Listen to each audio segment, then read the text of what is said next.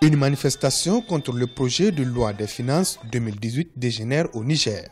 À l'appel de plusieurs associations de la société civile nigérienne et défenseurs des droits des consommateurs, les populations de Niamey ont bravé l'interdiction des autorités. Et c'est à coups de gaz lacrymogène que les forces de l'ordre ont réprimé les manifestants voulant se rendre à la place de la concertation en face de l'Assemblée nationale pour manifester leur mécontentement contre la loi des finances 2018 dans laquelle le taux de pression fiscale connaîtra une augmentation de 3,2% pour s'établir à 16,2%.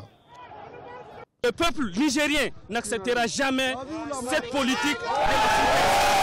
Trop d'impôts, ça tue un pays. Donc les impôts qui vont rétrocentrer aux pauvres, on en aura les bons. La lutte continue. La loi des finances comptant pour l'année 2018 est en discussion au Parlement.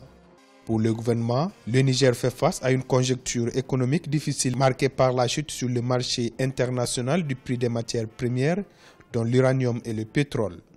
À cela s'ajoute la sécurité qui coûte 15% du budget de l'État depuis 2011, sans oublier la masse salariale qui a triplé au niveau des services publics. Face à cette situation, le pays a cumulé des arriérés de paiement de dettes qui nécessitent d'être soldés. C'est ça l'élargissement de l'assiette fiscale.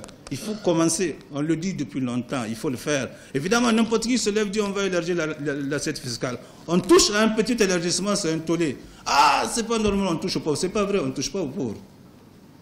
On touche à des gens qui génèrent des activités majeures et importantes et qui font des recettes et qui doivent commencer un peu à participer quand même à l'effort de solidarité nationale à travers l'impôt.